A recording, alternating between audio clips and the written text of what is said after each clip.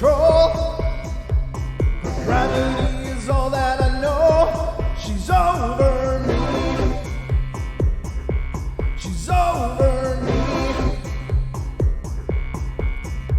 She comes with her hypnotic dance. She holds me here with only a glance. She's over me. She's over me.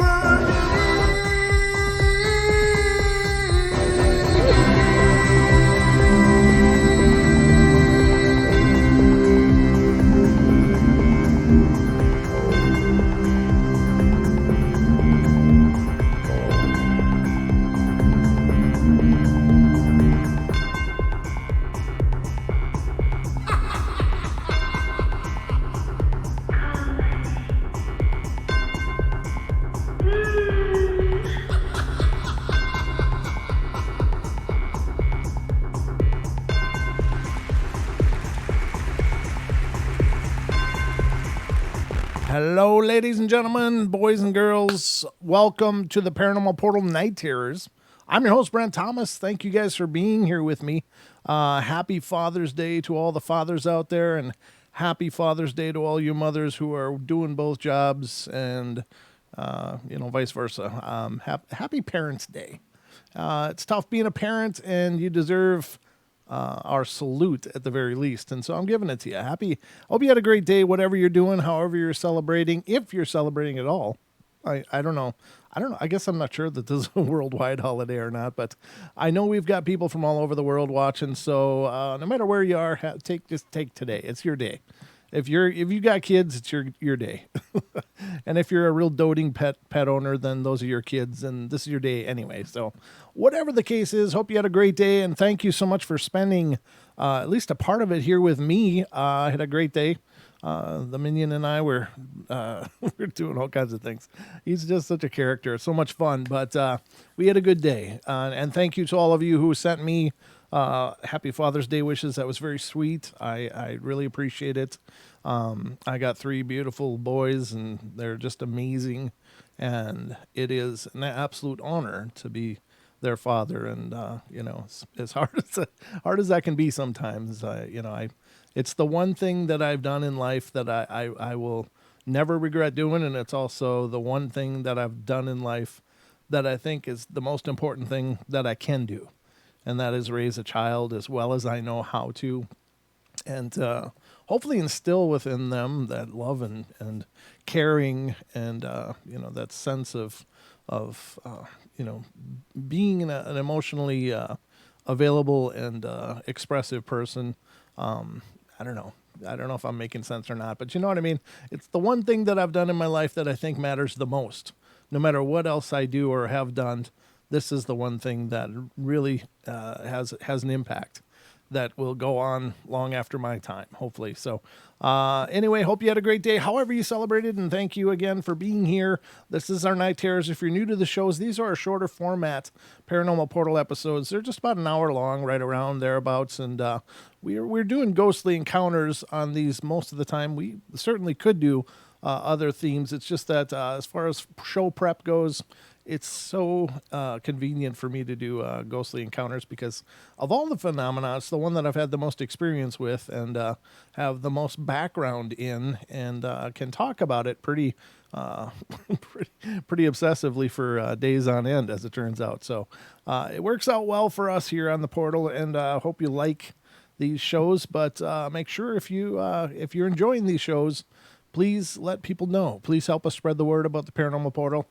It's growing fantastically, and we're meeting new listeners all the time, and really, it's just a humbling experience. But you can certainly help us by continuing to spread the word, because as far as I'm concerned, I've never spent a dime advertising this show. I never will. Well, I've thought about it, but I haven't yet anyway.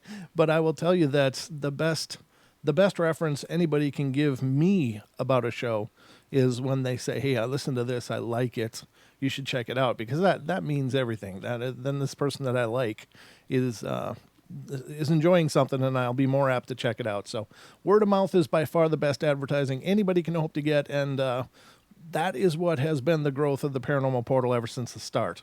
is word of mouth and people saying, hey, check this out. So thank you and lots of love to all of you who have done that.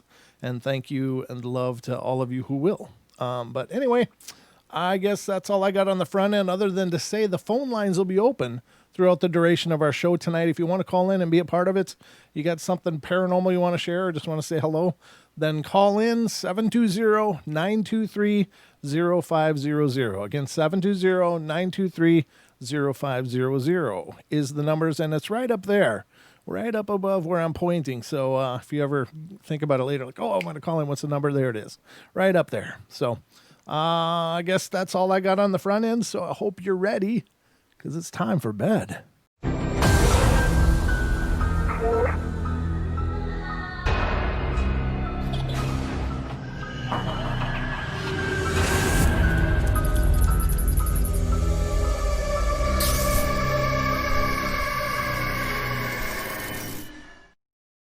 All right, that's it. We are now, I think, full bore, ready to go.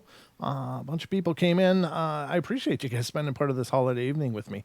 That's extra cool because nothing celebrates a day for me as much as doing the Paranormal Portal. So getting together with you guys is always a big part of my day. So thank you to all of you who are here and have decided to join the show for the night, at least. I hope you continue to. But anyway, I got some stories pulled up for you, and I guess we'll get started on these.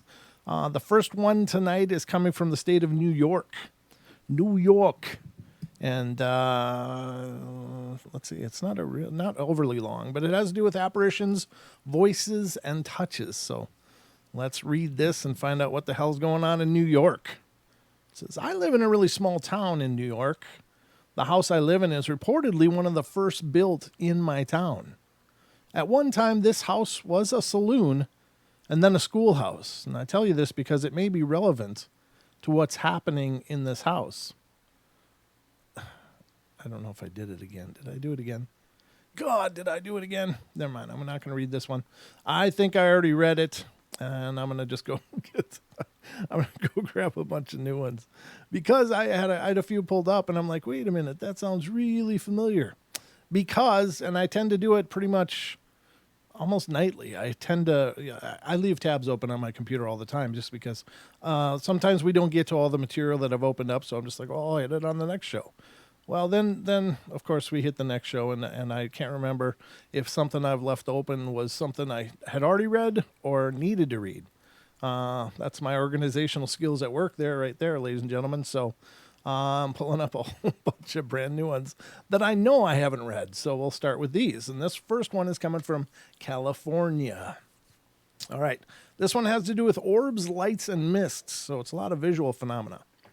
It says, around the end of January 2009, I woke up to see two bright, round lights above my bed. I was familiar with orbs, so I thought that must be what I saw.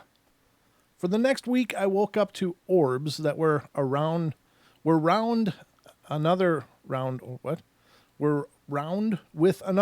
orb in the middle. Okay, that was kind of a tongue twister for me. One evening, I woke up to a very bright cylinder-shaped orb by my closet. Well, I got up and stood underneath it, and it was very bright and white and stayed present while I observed it. Wow, that's pretty intense. At times during this week, the orbs would seem to stay until daybreak. At other times, they would come and go really fast. Well, at the end of the week, my night orbs just disappeared. I started to notice that each morning when I would open my drapes, I had a crystal clear small circle over my bed. Many times it would stay there all day. I don't know what that means. Is it something they're seeing with their vision, or something was affected in the room? I'm trying to understand what that means. But anyway, I'll continue. It says, I have two friends who have witnessed it, and they both helped me go through my room to be sure a crystal or something else wasn't creating the light. Okay, so it's a light anomaly. But we could find absolutely nothing. My daytime orb shows up now like clockwork and stays most of the day. It's like the nighttime orbs is very peaceful and feels safe. I'm a very grounded psychotherapist, And seeing these orbs has been very fascinating to me. I'd love to hear from anybody who's experienced this and any ideas what could be happening. That is weird. A lot of times, I have on two occasions in my life I've seen orbs, like literally seen them, not through a camera, not through any kind of artificial capturing of light, but with my own eyes. And they really are these fantastically curious little. The ones I saw were about the diameter of a quarter both times that I saw that, and it was just the first one. I was sitting on the floor in my living room, and this is quite a long time ago, and it just drifted lazily across my field of vision, just like literally this far from my face. So I'm talking like a good foot in front of my face, or right thereabouts, 18 inches, and it just drifted by slowly. And I remember looking at it and going, I could catch that. Should I grab that? And then I thought, no, I should not grab that. I don't know what the hell it is. What is this? And once it cleared my vision, it just kind of shot away and was gone. Now, I don't know. It seemed to have an intelligence to it. Yes, I'm wearing a Superman shirt, Ethan. That's my alter ego. It seemed to have an intelligence to it. It seemed to be literally looking at me as I was looking at it, for lack of a better understanding. I mean, it was obvious that whatever this was, and I didn't really understand much about spirit orbs back then. I didn't really even understand the concept of these orbs of light that were potentially spiritual apparitions, but it was just this little ball of light. And it just seemed to be looking at me, like kind of walking by me going, what are you doing? Meanwhile, I'm looking at it going, what the hell are you? You know, it was just so strange. But as soon as it started, it stopped. Now, this same house had plenty of other activity, and it was a brand new house. It was just built, so it wasn't like there's a lot of history to this house. Maybe there was to the property. Maybe there was something else going on there. I think there were burial mounds, Native American burial mounds were found very near there, but I suspect that maybe there could have been some in that very location that were just kind of, swept aside, and in the light of progress, which is really unfortunate. But I know that it very well could have been very sacred land to the First Nations tribe in Minnesota where I lived. And that was it. That was my whole of my experience. There was other activity in that house, which I've shared on other shows and such, and I've shared this as well. The second time I saw an orb was about 8 months, 10 months, maybe a year ago now. I don't know. Time's kind of hard to track, but I know it was in this house.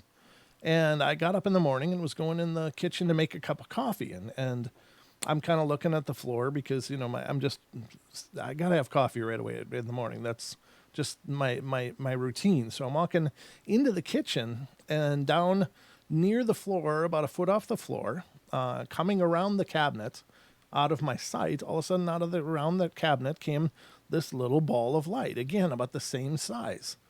And it came right up to me and then just circled around and went behind me. When I turned to look, it was no longer there. There was no lights that could have made this hallucination or this or any kind of illusion. There was nothing in there that could have done that. I haven't seen it since. But again, in this case now, it didn't seem to be really looking at me. It seemed to be like, oh, he's up. I'm out of here. And you're just getting out of the way. Again, I don't know. What are they? Are they spirits? I think so. I think there's some kind of manifestation of a spirit energy, and it's probably a pretty efficient manifestation for a spirit to use because, as I think everybody knows, spirits are these energetic beings, and I suppose a small ball of light is probably the easiest manifestation for them to make, so that we can see them. I don't know.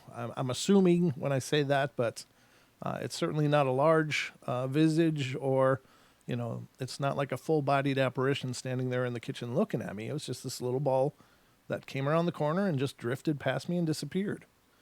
So I don't know what this person is seeing, though. They're talking about that cylinder of light, and they actually got up out of bed, and it was still there, and went underneath it and were just examining it. And then this weird crystal-like glow around the bed. I don't know. It doesn't sound negative, though. It doesn't sound like this person was dealing with something negative. It's maybe there's a portal in that area. Maybe their house is on some kind of natural vortex. There's lots of possibilities, and I think that it does sound like there was quite an energetic rift going on there with that many orbs and staying for such extended periods of time. It sounds like there must have been something going on there. And but again, nothing terrible, nothing scary, just a presence. So whatever it is, I can tell you when I saw it, it was absolutely fascinating, and I don't know, it's again, it's like experiencing something for yourself rather than reading about it, and it's such a profound experience. I really wish I could know, what are they doing? What are they thinking? What are they up to? Why the ball? I don't know. Lots of questions, but that's the way the paranormal rolls, ladies and gentlemen. We always have way more questions than answers. Okay. Moving on to the next one tonight, and we're going to Massachusetts. And this one has to do with apparitions, voices, and touches. And it says, this happened last year. I was 12 years old, and my brother was 13 years old, and we were both in my mom and dad's room. We were watching television when we both heard a really loud knock on the back hall door. My brother asked me to go see who it was, and I told him no, and that I had a bad feeling about this. Well, he called me a wimp, and I got up to check who was at our door. Hello? There was no response. And then knocked on the door only to be greeted by a knock in response. Well, he looked at me as if I was doing it, and I assured him it's not me. He then knocked again and got another knock in response. He opened the door, but nobody was there. And he then yelled, hello, into the hall, and again, no response. I looked at him and said, I told you I had a bad feeling. Well, he gave me a little smirk. We both ran into the living room to tell our mom and dad, and, well, they didn't believe us and asked us if we were lying, and we both said no. My mom told my dad to go and look. And when he came back from having a look, he told my mom that he had seen no one in sight in the hallway or even outside of the house. My mom looked at us like we were going crazy. And my little brother, who was 7 years old, was looking at us and repeatedly asking, what happened? Our mom said it is top secret to my little brother. It's top secret stuff. Don't tell. Well, we stayed in the living room for at least most of the night with Mom because we were too scared to go to the other end of the house. And soon I have another story, and then many more. Well, that's curious. That's very curious. I thought there was a phone call there for a second, but if there was, it disappeared suddenly. There is an old legend about knocking doors, and I don't know if it's true or not. I suppose maybe it is. I don't know. But the idea is that if you ever get someone knocking at your door and you go and look and no one's there, don't answer the door. Don't open the door. Because even though you're not seeing somebody could be waiting there to be let in. And so when you open the door, you might be letting something into your house. Now, take it or leave it. It might just be superstition, but I find it interesting. And I've often wondered that. It was in this house. There was about, I think this was a year ago, last winter, and it was about 11:30 at night, and I think it was last winter, a year ago last winter, but maybe it was actually in the summertime. But it was about 11:30 at night on a weeknight. This is a really quiet town, not a lot going on around here. But I was sitting in the living room area of the house, and all of a sudden the doorbell rang. I was like, "Oh, who the hell's here?" And of course, you think about things like, Is there something wrong? Maybe there's police telling us something happened to the car or something. I don't know. So I quickly ran out, and literally it was not 10 seconds from the time the doorbell rang until I was looking out the door. I opened the door and looked out. Nobody was there. Looked down both ends, and no one's there. And of course, straight ahead, there's nowhere that anybody could have been. But I don't know. I wonder if I let something in here. Just saying. Just saying. I don't know. But a lot of those old tales like that are I mean, there may be some wisdom to them. I don't know. And again, I think if you believe in something, it becomes real, regardless of whether anybody else does or not. So if you believe that something is happening, then it probably is, or can be, or you could be manifesting something. But anyway, that's a whole nother discussion. So the next one is coming from the state of Virginia. And this is a family friends visit. So this sounds like a good one. This is something I have experience with, and pretty amazing experiences, really. But it says I've had experiences throughout my entire life.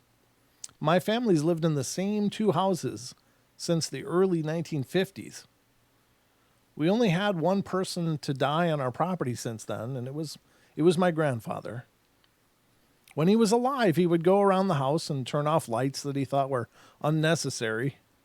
And when the music was on too loud for his liking, he'd bang on the wall to tell us to turn it down. And strangely enough, these things still go on to this very day. The Christmas after he died was when it all started. My grandmother liked to sleep on the couch out in the living room so she could fall asleep with the TV going. And she would also leave the Christmas tree plugged in so there was more light in the room. Every morning she would wake up and the plug would be out of the wall and nowhere near the outlet. My brother and I would be watching TV in my room and it suddenly would turn off. It's not just my TV that does it. My grandmother will fall asleep with the TV on and it will be off the next morning. And we've played with the remotes and even tried to figure out if our cats could have somehow turned them off, but there's no way that we can see that would allow them to turn them off. The most recent thing that happens is when my brother is in his room at night, listening to his music, which I will admit is usually really loud. Randomly throughout the night, he'll have loud bangs on his door or the wall near his room. I have yet to experience this, and I must admit I'm not sure that I want to. And as I stated before, this didn't go on before my grandfather passed away, so we're almost certain that it's him. Before he died, my grandmother asked him to try and contact her or to watch over her if he could. So in a way, I think this is his way of communicating with us. Yeah, that's cool. That's really cool. I guess it would kind of get annoying in some ways.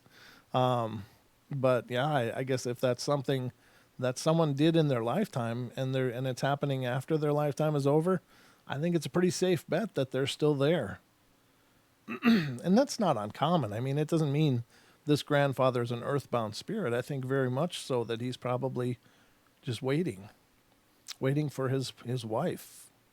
And then when she passes, they'll probably cross over together. But I think it's probably a pretty good presence to have around, someone that loves you. But I think those things are really powerful and really amazing. My father passed away a couple of years ago now, and he still makes his presence known at my mom and dad's house. Still, there's things going on with the lights and televisions and things that never happened before, ever. And suddenly, there's changing channels and lights turning on and turning off, and an old Christmas tree that they leave up all year round and kind of decorate for each holiday. That'll be on or off or changed into a different setting than it should be. He definitely lets my mom know he's still around, and I think that's wonderful. Now we do have a telephone call. I was going to say television call, a telephone call, and so let's get to this. Is area code 254? You're on the air. Hi. This is Mama Kathy. Hi, Mama Kathy. How you doing? All right. I also have an AKA Wonder Woman now. Oh, that's you. Okay, I didn't know that. I didn't know that was you. Okay. Now I know. Yeah. Okay. You're the Wonder Woman. I'm the one with all the teddy bears. I wanted to ask, there was something that happened. My mother had started to read, what was her name? McLean? McLean, yeah. Yeah, Shirley MacLaine's experiences that she had that when she went to Peru or wherever it was that she went. Mm-hmm. And she got into this and that, and she was talking to me one day, and she said, she was talking about identifying and connecting with your spirit guide. Mm. Okay. And I'm really not. I'm really not into all that much now, since I've matured. But Mm-hmm. I did do the steps that she talked about in order to have it manifest, and then find out what its name was. And when I think back about all these things, you know, I wasn't mature enough to understand Mm-hmm. a lot of this, Okay. but one night, and my husband was asleep beside me, and so this had to have been before '88 when he passed, but I did all the steps that it talked about, and, you know, I was just laying there and, you know, concentrating in my mind, and the bedroom was completely black, and I began to see this little um, light. It was a little yellowish golden light, Mm-hmm. like the kind of the icicle lights that you see at Christmas time, you know, Sure. or the little lights that you buy to put in different your trees or whatever. Right. And but it was just one of them, and it like you know, it was down near the floor, and it went up, and then it began to go around in a circle. And you know, you were talking about orbs a while ago. This was not an orb, because I've seen an orb, but later. Okay. But that's what made me think of this, and it began to multiply, Oh. and it began to rotate, and it took on. You know, that guy said that there was a cylinder, and Yes. I didn't know if he meant, you know, vertical or horizontal Okay. cylinder. You know what I'm saying? Right. Yeah. I assumed when I was reading it, I assumed it was vertical, but you're right. It didn't really say. Yeah. So, well, this thing was vertical because, excuse me, because it didn't really take on a human form, Okay. but it was about as, you know, it was about 3 feet wide, Mm-hmm. and it Wow. was probably about 5 or 6 feet high. Oh man. And it began to swirl around and turn, and the little lights began to twinkle and uh, uh, spin Right. around in this cylindrical pattern. Uh huh. And so, uh, you know, I tried to keep my cool, and I didn't. I was frozen, you know. Yeah. I was pretty much frozen looking at this. I thought, oh my gosh. And so then I kind of like thought, well, you know, in my mind, I tried to communicate with it, Oh, good for you. and Okay. I asked, well, I asked it, you know, that was supposed to be the reason to try and do this. Sure. Um, you know, what is your name? Uh huh. You know, and I did not. It was just an amazing thing. I wasn't afraid of it. It didn't seem like it was a dark Sure. thing, Okay. but it was just an amazing thing that was blowing me away. You know, and Yeah. so one by one, these letters came into my mind, and I will never say what they are. Oh. Okay. But it gave me 5 letters that made up a name that is just nonplussed me, and in it in the way it's spelled, and it is nothing that is common. I've looked it up, and the closest that I could come to was something from back in days of when, who are those people?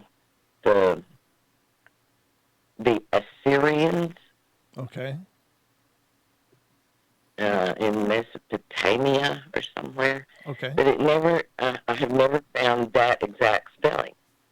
But that's the closest that I could get of the name. Wow. So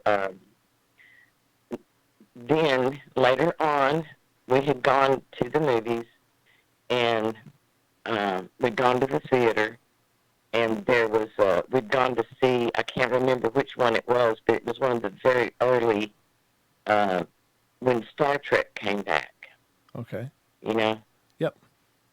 And, you know, whenever they go into the transporter, Mm-hmm. and, you know, in the old days they said, Scotty, you know, beam me in or whatever. And Sure. so in this new generation or the next generation or whatever it was, anyways, when they hit that, that's exactly what I saw. Oh, That's wow. what I saw. Okay. And I was at the movie, and I grabbed my sister and I said, I've seen that. I've seen that. I didn't tell her what the deal was, Wow. but told her, I said, I've seen that. She looked at me like I was, you know, insane. That's wild. So, yeah, Huh. so what do you call, I mean, it was like a whirlwind of, I mean, you know, you read it in the Bible about the whirlwind of fire and all this stuff and the pillar of fire Mm-hmm. but I didn't know if anybody out there had ever experienced something like that. Wow. And That's amazing. it was Truly. it was quite a, and I never know, I never did think that anything would ever come to that. You know, my mother had just told me this, Uh-huh. and I thought, well, you know, everybody, you know, has a guardian angel. Sure. You know, why can't this be my guardian angel? And if they have a name, and angels have names, and Mm-hmm. she'd gotten into all of that and everything, and it truly is, it truly scared me. You Yeah. know, it was, I had never experienced much paranormal at that time. Yeah. So And when you said it scared you, though, it was more after the fact, though, right? Because as you're describing it, at the time you were just kind of in yeah, awe, right? So I think the impression. I was concentrating. I Yeah. was concentrating on trying to get the name because Okay. that was the reason why I had done it to begin with. Sure. And yeah, I mean, and it was like, in a way, I felt almost kind of like I felt a little bit guilty. Mm-hmm. You know, I don't know where that came from, but you know, it's like when something is a mystery and you know, it just, it has, I don't know, I guess we give things more power when it's mysterious and unknown. Well, sure. But There when is it's that. known, it doesn't have as much power. You Right. know, I mean, I know God's watching over me, and His angels are too. Mm-hmm. But when I saw that Star Trek transporter, it was different from the old one. Yes. Yep. And when I saw it, it was just like, wow, how did they come up with that? You know, have they seen the same thing I've seen? Right. Wow. And it never actually coalesced past that point, though, right? You just saw this whirlwind of sparks and in this cylinder kind of shape. But it never did it ever become like a human body figure or outline, or was it always just this mass of sparks? It was just a mass of these little lights, like Sure. golden yellow Mm-hmm. fireflies, you know, Wow. going around and around, Mm-hmm. and it didn't really have sparks. It had twinkles. It had, you know, they would blink and go around and around, and it Right. just kind of formed a golden, like he said, like a cylinder, but this had more of a shape to it, you Okay. know. Yeah. And I mean, I didn't see any angel wings or anything like that, you know. Is that what But you, is that what it blew me away. in your intuition did you think this is my angel? What was the first thing that came to you when you were in that experience, if you remember? Well, at first I kept shutting my eyes because I thought, well, I've drifted off to sleep and I'm dreaming or something. Uh-huh. But every time my eyes opened, it was still there and it was still functioning. It was still Sure. spinning. Yeah. And I had a feeling of amazement and a little bit of joy Yeah. and a little bit of fear, but mostly just amazement and then trying to communicate with it. After I got over the thought of, or after, it manifesting there, I got over that and those letters were sent, we went back and forth. And I said, okay, well, that's one, and Mm-hmm. what else? And then there wasn't, it finished, and then it began to diminish, and it Oh, and it just like folded up and was gone. wow. That's an amazing experience, I mean, that's incredibly powerful, you know? Well, I had told you that I've had some strange things happen in my life, and that was one of them. And Yeah.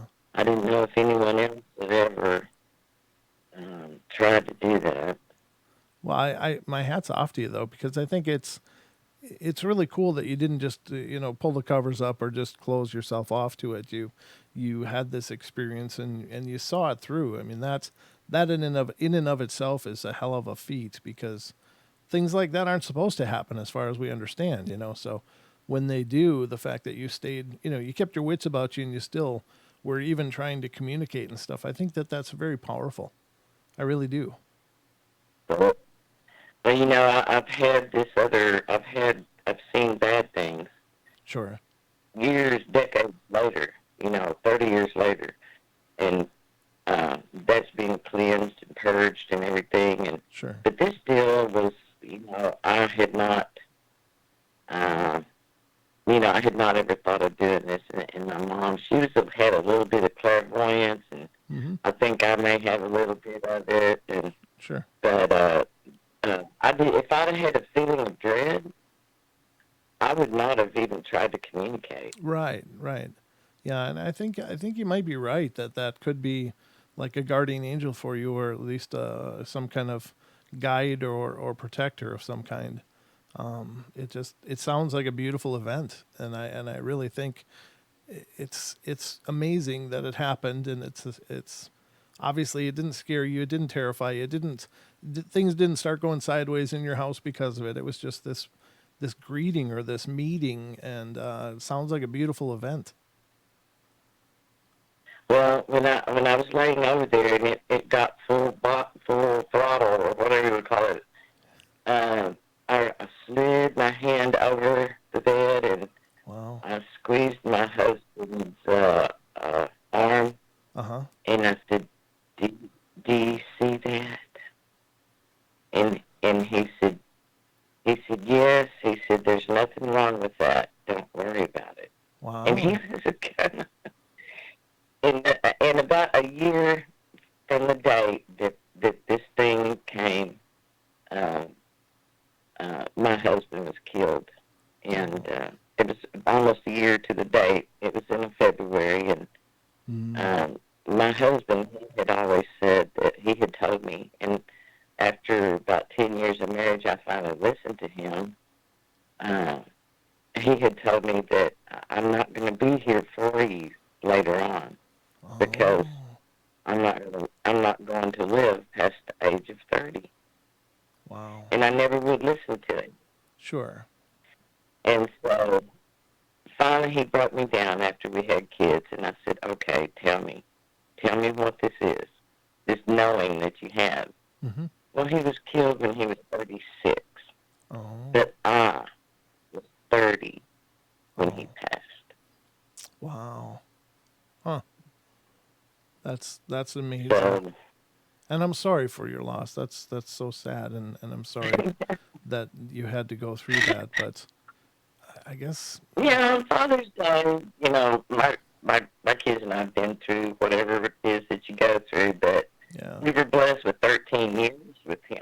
yeah. So, Well, I try to look on the bright side. good And for you. people never ever get what we had together. They don't get it, Right. but I got to have it. Good for you. Wow. And I'm sure he's still with you. I'm sure he's still right there, Oh yeah. right next to you. So, Uh, uh, there's things that happen in our little house that we had, and I'll probably call back some other time when it's more on subject and everything. But it's kind of like a haunting or something. But uh anyway, I just thought, I got to thinking about those orbs and everything, and I don't want to pull any darkness toward me. I mean, I try to keep a hedge of prayer and protection around me, and I advise everybody else to do the same. yeah. And I want to say hello to everybody in the chat. Being good.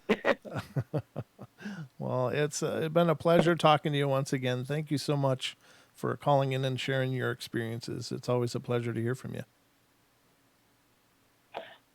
Okay, thank you, Brett. All right. Good night. Good night. Bye-bye. Oh, that's really cool. That's amazing. Those are amazing, amazing things that she's seen and been through and experienced. It's unfortunate that everything went the way it went, but I think it's very powerful that he knew, and even knew enough to tell her that. I think that's amazing. Wow, that's very powerful. Thank you so much for sharing that. That's why I love doing this show. I really do. That's so incredible. Very incredible. Thank you. That just made my whole night. All right, so let's continue on our journey. No more calls as of yet, and God, the night's just flown by. It's already 45 minutes. Almost 45 minutes, but the next one's coming from New York, ladies and gentlemen. And this one's a pretty quick one. It has to do with a haunted life. But it says, now to those who wonder why I think this spirit is protective of me, read this story. That's a weird way to start your story, but okay.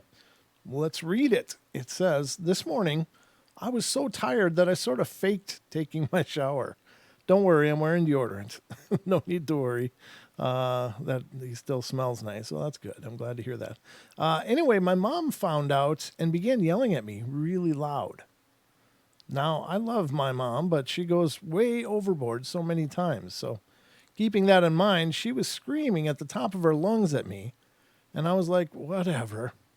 And at that, she picked up a spoon and threw it at me. Wow, that's some temper right there. Now, this is the weird part. I began to move out of the way, but as I did, that cold feeling rushed over me, and I closed my eyes to prepare to get hit by the spoon. But I opened my eyes, and the spoon was at my feet. That spoon was going to hit me. I saw it coming. Now, at this point, I'm used to whoever this spirit is, so in my head, I said thank you and left for school. Now, for those of you who are worried about me and my mom, we're good now.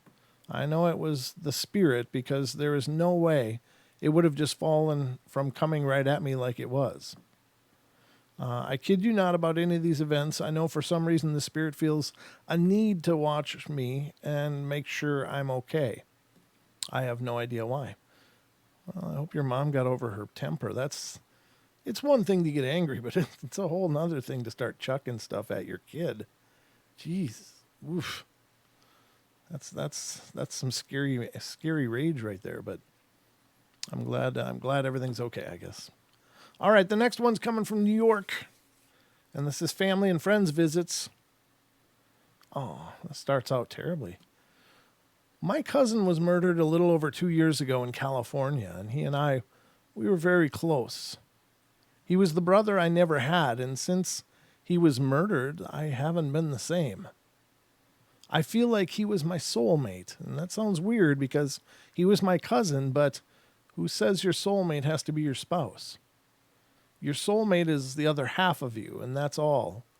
I also believe that we knew each other in past lives. Maybe all of them. I don't know why I feel like this, but I do. I tell you this because it's relevant to my story. The day my cousin died was February 22nd, 2007, was absolutely horrible. When he quit breathing, I could feel it. I quit breathing also, not because I wanted to, but because I just couldn't breathe. After that night, I was crushed. I started having dreams about him, and I've always had premonitions in my dreams, and my deceased family has always visited me while I'm sleeping. I believe that is my gift. The visits would be brief, and they consisted of him telling me that it wasn't my fault and he loved me. I'd wake up with his scent on me. I loved those nights that he would come to see me. I always woke up feeling better. One night I was feeling really responsible for his murder. He wanted to come stay with me, and I wouldn't let him until he got his act together. Well, I have 3 kids to protect, so he understood. This particular night, he came to me while I was sleeping in the form of a letter in my dream. I went outside to check my mailbox, and I had a letter in there from him. The letter told me he loved me very much, and it wasn't my fault. He also said that I had to let him go so that he could move on. I remember thinking, let you go? That's crazy. Never. I woke up feeling guilty for being so selfish, and that night I went to my room. I told my cousin that I loved him too, and that I was ready. I told him that he could go home. I was bawling my eyes out and rolled onto my side. On my side of the bed, there's a vanity with a mirror on it, and I opened my eyes and looked into the mirror, and there he was. He was wearing his favorite blue shirt and smiling. I felt so peaceful after that, and I fell into a dreamless sleep. I believe he came to tell me goodbye. Well, I haven't heard from him since, so I guess he made it to heaven. I miss him so much it hurts, but I know he's in a better place. That's beautiful. It's tough. I can't imagine. The closing of this says, just so you all know, the people who murdered him were caught. Okay, good. Well, that's good. At least that's closure. But wow. Yeah, I don't think that soulmates are necessarily always romantic. I think that they are people. Like, I think it's a soul family is probably a better description than soulmate or the twin flame thing. I think we have spiritual families. There's lights that we carry, and some of them just resonate together and they belong together. And I think that we do probably live more than one life, for one, but I think that also we probably do that with this soul family as a part of our journey every time. I don't know that for sure. I don't know if anybody could know that for sure, but I think it makes sense that we're on these journeys. We're on this road to becoming whatever it is that we're supposed to become. And I think that this soul family is a big part of our journey, and it's kind of like being in school. Like if you're ever from a small town or from a town where the schools aren't so big, you'll from kindergarten until you graduate. And I came from a small town, so I had people in my kindergarten that I graduated high school with, and of course along the way, from elementary to junior high, now it's called middle school, but to high school, more people would come in from other small elementary schools and stuff. But this became a family of sorts, and we just knew each other. And each year was a little bit different, but each time, we'd get to that end, and everybody had their yearbooks, and we'd pass them around, and people would write notes in each other's yearbooks and all the stupid little platitudes you put in there towards each other. And then you go off to summer, and you come back the next time, and it'd be a little different year. But I think that that's kind of like life, I think that each grade is like an incarnation. And we have those classmates, those people that are on this journey with us, and maybe we help each other. Maybe we, keep each other sane in this crazy journeys. But I think so. I think there's definitely something to that. All right, this one's coming from California. It's not real long, but it has to do with haunted places. It says, I used to pick up deceased people for several mortuaries. out of homes and hospitals and deliver the deceased to the mortuary where the arrangements were being made for them. There was this one mortuary that also had a cemetery, and that I was told that employees had seen the ghost of a little girl late at night in the cemetery. Well, I really never believed in anything like this, but I was curious at the same time. Every mortuary has their own tales of something odd that they've seen or heard. Well, I bought a yellow rubber 12-inch diameter ball to carry around just in case I had to call to drop off at that mortuary again late at night. I figured children like to play, so I was going to use that ball as a means of communicating with her. The next time I went to the mortuary after dropping off the deceased, I drove out into the cemetery grounds and I parked the van and got out with the yellow ball and I threw it out into the cemetery and waited. Well, nothing happened. But after waiting for 15 minutes or so, I walked out to where I threw the ball, but I couldn't find it. I gave up looking, so I drove out of the cemetery gate to leave. And when I was about 50 yards from the gate, I nearly pooped my pants seeing the yellow ball rolled out onto the driveway in front of me. I was so scared I could barely punch in the gate code to get out. My hand was shaking so bad. The same day I stopped working for the first call service. Wow. That's too bad. Again, I guess the thing that occurs to me is that if you're really not prepared to experience something like that, why are you out in a cemetery throwing a ball in the first place? I mean, you're kind of doing it wrong if you're not ready to see a ghost or you're not ready to deal with the ramifications of that. Then you probably shouldn't be out there with a yellow ball trying to play with spirits, because it's not just little kid ghosts that like to play. That's all I'm saying, ladies and gentlemen. Wow. All right, let's see how long this last story is. Let me get to this. This is kind of long, but it's the last show before a couple days off, so I'm going to read this for you. We're going to go a little bit long, but I hope it's a good story. I don't know. I haven't read it ahead of time, so we're going to find out together. But lovely as usual. Chat is way off topic. Good night. Okay, so this one's coming from Minnesota, and it has to do with family, friends, visits. Here's a story I'd like to share. I have an aunt who has this weird belief. She does cleansing with chicken blood as well as lots of other rituals. I believe she calls it white magic. They wear these colorful beaded necklaces you're not allowed to touch.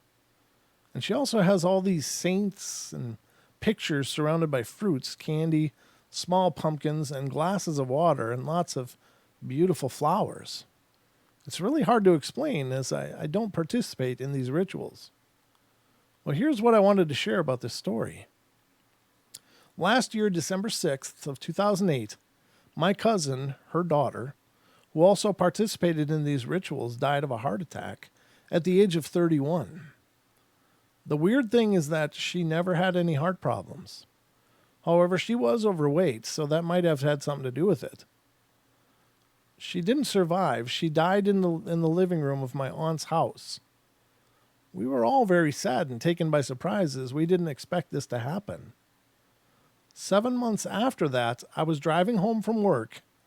It was getting a little dark when I saw my aunt sitting on the steps of a business building across the street from my house. There's a lot of traffic as I live near the busy area. She was screaming and crying, crying so loud that I was almost embarrassed. Well, I immediately parked my car and jumped out to go towards her, and she started hitting her head on the rail steps, and I pulled her up and told her to go inside my house. Well, she refused, so I stayed with her and calmed her down.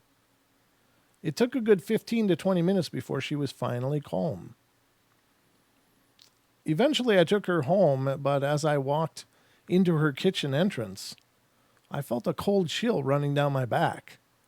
It made me shiver. In her living room, she had set up a table with a huge picture of my cousin and her ashes, among other things. However, as I got closer to the living room, I felt an overwhelming sense of sadness. I don't know how to explain it, but it was very strong, like it made me feel miserable right away. I left straight away. I didn't stay long. It took me a long time to go back to my aunt's house because of that weird feeling I got when I walked in the house.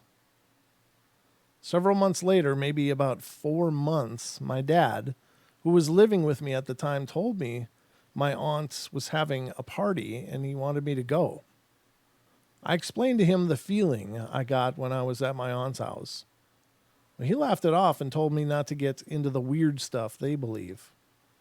Eventually, I decided to go with my dad and my husband. We were all in the backyard as I refused to go into the house because of that weird feeling that I got. And here's the weirdest thing. I was standing by the entrance of the back door of the house, which leads into the kitchen, talking to my cousin, and all of a sudden I started crying, really crying like someone died or something. I told my husband maybe I was drunk and let's go home, please. We finally left, but I could never explain the emotions I was going through. And this all happened in the month of July. There was another party held there on November 17th to celebrate my cousin's birthday. My aunt was dressed in white with a red scarf, and once again, I was overwhelmed by the feeling, but this time I stayed. My husband kept saying, let's go, he was bored. But something kept me there to stay long enough. We were dancing Mexican salsa, all having a really good time. My dad was joking around as always, and then he made his turn and collapsed on the floor. There were 8 children, but only 2 of us were at the party at the time. It was only 8:30 p.m., and usually the rest get there later, but me and my sister Judy thought he was joking around again, so she told him to get up and stop playing around. He didn't respond, so I ran to him along with my uncle and everyone else to try to see what was actually happening. My cousin started to do CPR, and my crazy aunt started screaming my deceased cousin's name, asking her why him. It was supposed to be me. I was totally freaked out. My dad passed away that day, and it was a great loss for us, since we lost our mother when I was 17, and I am one of the oldest children. Here's what I'm wondering. My aunt wore white with a red scarf that day. Her beliefs are that when you want a spirit to see you, you have to wear white with a red scarf. I'm wondering why she had done something and thought her daughter was going to come back for her, but took my dad instead. Why did I keep getting those feelings? Was it a warning? I haven't stopped at her house since. There have been 2 deaths in that house now, my cousin and my father, who both died of a heart attack. Would she have any powers to have something this bad happen? Wow. That's a tough one. Could a person induce that kind of damage to somebody? I think it's possible. I really do. I think that it takes 2 things for that to happen. One is a belief, a pretty intense belief by the person doing it, and also an acceptance of the people that are maybe experiencing it. I think that believing in something does allow it to have power in your life. Therefore, if you believe there is power in these rituals, there certainly is, or at least it magnifies the efficacy of the act. I don't know. That's tough to say, because I would like to say no, that couldn't happen, but I don't think that that's true. I think that ritualistic methods have been around for an awful, awful long time.